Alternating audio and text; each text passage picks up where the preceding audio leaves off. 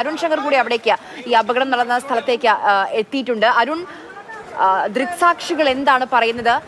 എന്താണ് അവിടേക്ക് അധികൃതർ ആരെങ്കിലും എത്തിയിട്ടുണ്ടോ?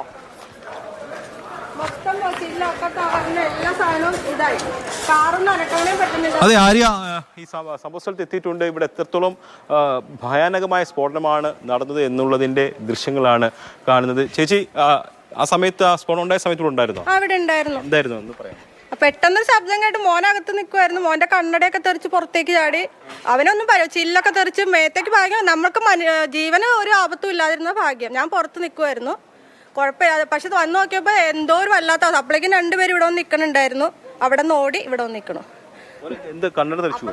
ഞാൻ അവിടെ ഫോൺ വിളിച്ചോണ്ടിരിക്കുവായിരുന്നു. ഞാൻ അപ്പുറത്ത് തെറിച്ച് വീണേക്കുമായിരുന്നു. കണ്ണടയൊക്കെ ഇവിടെ കിടക്കുമായിരുന്നു. അത് ചെറിയ അപ്പുറത്തെ പേടിയുടെ ഇതാണ്.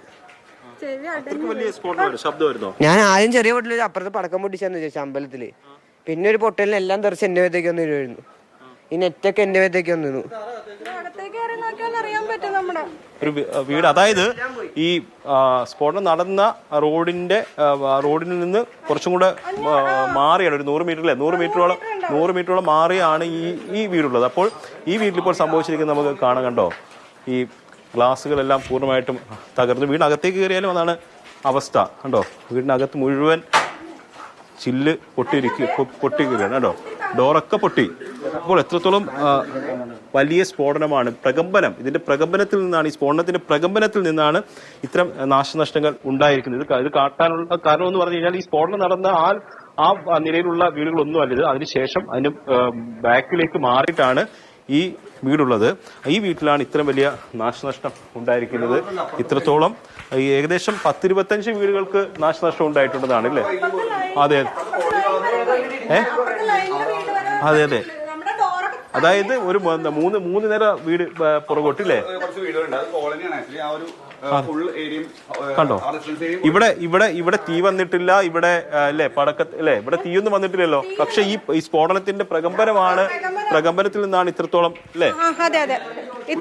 നമ്മള് ശരിക്കും കുലുങ്ങണ ഒരു രീതി. അപ്പൊ നമ്മളോർത്ത് നമ്മള് പെട്രോൾ പമ്പ് ഇതൊക്കെ വെച്ച് കത്തിക്കുമ്പോ ഇത് വരുമല്ല, അതേപോലെ ഇങ്ങനെ പെട്ടെന്ന് തുള്ളിപ്പോണ ഒരു രീതിയായിരുന്നു നമ്മള്.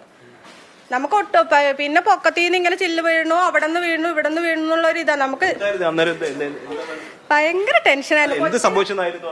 അല്ല, നമ്മളോർത്ത് ഇനി ഇത് എന്താ അവിടത്തെ പടക്കം പൊട്ടണമെന്ന്. പുതിയാവിൽ ഇപ്പൊ പരിപാടി നടക്കണോണ്ട് അവിടത്തെ ഇത് പൊട്ടണമെന്ന് ആദ്യം ഓർത്തോളാം വെച്ചാൽ അവിടെ പടക്കം പൊട്ടിക്കുമ്പോഴും നമുക്ക് അതിന്റെ ഒരു പ്രകമ്പനം ഉണ്ടെന്ന് വെച്ചാൽ നമ്മുടെ വീടൊക്കെ കിടന്ന് ഷെയ്ക്ക് ചെയ്യും. അങ്ങനെ ഒരു വല്ലാത്ത ഇതുണ്ട്. പക്ഷെ ഇതാണെന്ന് ഒട്ടും പ്രതീക്ഷിക്കണില്ല. അപ്പൊ ഇപ്പുറത്ത് വന്നപ്പോഴാണ് രണ്ടുപേരും അവിടെ നിന്ന് ഓടി വന്നത്. പിന്നെ അടുത്തത് ഒരെണ്ണം കൂടി പൊട്ടി. അപ്പോഴാണ് നമ്മൾ ഇവന്മാർ ഓടിപ്പോണോണ്ടപ്പോ ഞാൻ അവരുടെ പുറകെ പോയത്. എന്നിട്ട് അവരെ പോയി അപ്പുറത്ത് കെട്ടിയിട്ട്. ചേച്ചി, അത് ചില്ല് കൊണ്ടിട്ട് നമ്മളിങ്ങനെ നിൽക്കുമല്ലോ, നമ്മളൊട്ടും പ്രതീക്ഷിക്കണം. അപ്പൊ ചില്ല് കൊണ്ട് കാലൊക്കെ മുറിഞ്ഞ് ഇതായി. പിന്നെ ബിൽഡിംഗ് ഒക്കെ താന്നു പോയിട്ടുണ്ട്. നമ്മളിവിടെ പൊക്കിയതൊക്കെ താന്നു പോയി. അവരൊക്കെ ഹോസ്പിറ്റൽ 10ലധികം ആൾക്കാർ ഹോസ്പിറ്റലാണോ? അത്ര ഞങ്ങൾ മറിഞ്ഞു വന്നവർ തന്നെയാണ്. ഇവിടെ നേർവാളാണ്. എൻ്റെ ഒരു കസിന്റെ വീട് അപ്പുറത്തുണ്ട്. ആ വീട് ഇതിന്റെ അപ്പുറത്തോട്ട് പോയിരുന്ന ഒരു കോളനി ഉണ്ട്. അടുത്ത ലൈനാണ് അത്, ചെട്ടിപ്പറമ്പിൽ ലൈൻ എന്ന് പറയുന്ന ലൈനാണ്. അവിടെയാണ് അവിടെ പോലും ഇത്രയും പ്രകടനത്തിൽ പോകേണ്ടത്. ഒരു പുതിയ വീടിന്റെ ചില്ല് മൊത്തം പൊളിഞ്ഞിട്ടുണ്ട്. അത് ഈ സ്ഫോടനത്തിന്റെ ശക്തി എത്രത്തോളം ഉണ്ടായിരുന്നു എന്നുള്ളത് വ്യക്തമാക്കുന്നതാണ് ഈ ദൃശ്യങ്ങൾ. അതായത് സ്ഫോടനം നടന്ന സ്ഥലത്ത് നിന്ന് ഒരു 3 ലെയർ വീട് മാറിയുള്ള വീടാണിത്. അതായത് 100-150 മീറ്റർ മാറിയുള്ള വീടാണ്. അപ്പോൾ ഈ വീട്ടിൽ ഈ പ്രകമ്പനം ഉണ്ടാക്കിയ നാശനഷ്ടമാണ് ഈ കാണുന്നത്. അപ്പോൾ എത്രത്തോളം ഭയാനകമായ ഒരു സ്ഫോടനമായിരുന്നു ഇവിടെ ഉണ്ടായത് എന്നുള്ളത് ഈ ദൃശ്യത്തിൽ തന്നെ വ്യക്തമാണ്. എന്തായാലും ആളുകളൊക്കെ ഇപ്പോഴും ഭയത്തിലാണ്. അവരുടെ ആ ഞെട്ടൽ ഇപ്പോഴും മാറിയിട്ടില്ല. ആൾക്കാർ ചേട്ടനൊക്കെ ഇവിടെ ഉണ്ടായിരുന്നു ഈ സ്ഫോടനം നടത്തുമ്പോൾ? അറിഞ്ഞു വന്നതാ?